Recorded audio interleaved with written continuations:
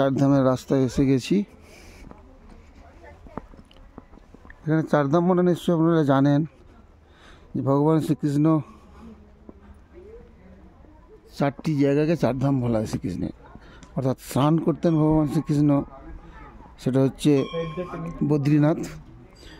বদ্রীনাথে স্নান করে পোশাক পরিচ্ছদ পরতে যান দ্বারকানাথ।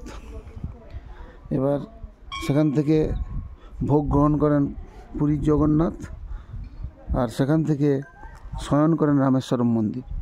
তো এখানে তাই এই সব মন্দির রয়েছে, সেই সব শিব মন্দির রয়েছে এবং দ্বাদশ জ্যোতির্লিঙ্গ এখানে রয়েছে। এছাড়াও এখানে অতিরিক্ত তিরুপতির মন্দির, অন্যান্য সমস্ত মন্দির, চারধামের যা যা মন্দির সব রয়েছে। দেখুন মন্দিরগুলো, সব যাবো মন্দিরগুলো আপনাদের দেখাচ্ছি।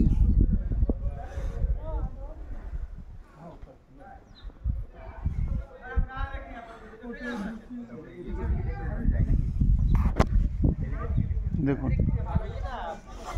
পারিপার্শ্বিক সিনারি খুবই সুন্দর।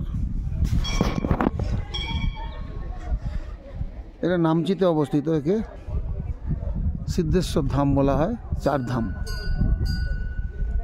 অর্থাৎ বিভিন্ন ধামের যে মন্দির, তার মন্দিরের ডিটো মন্দির ছবি এবং মন্দির এখানে রয়েছে। মন্দিরের ভেতরে ছবি তোলা নিষিদ্ধ। এদিকটাতেই ছবি। কেমন লাগছে হিরো? এই দেখুন কত উঁচু শিব।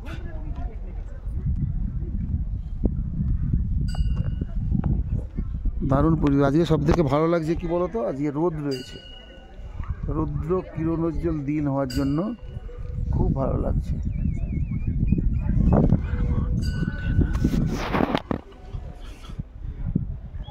প্রথমে এদিকটাতে এসো।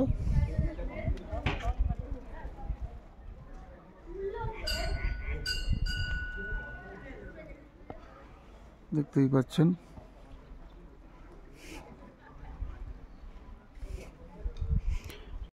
থাকুন। চারধামে রয়েছি, ঘুরে ঘুরে ঘুরে ঘুরে অনেকটাই ঘুরে ঘুরে মন্দিরগুলোর কাছে যেতে হয়।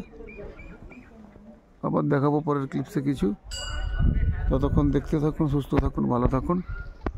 নামচি থেকে আপনাদের সবাইকে প্রণাম, শ্রদ্ধা, শুভেচ্ছা জানাই। নমস্কার।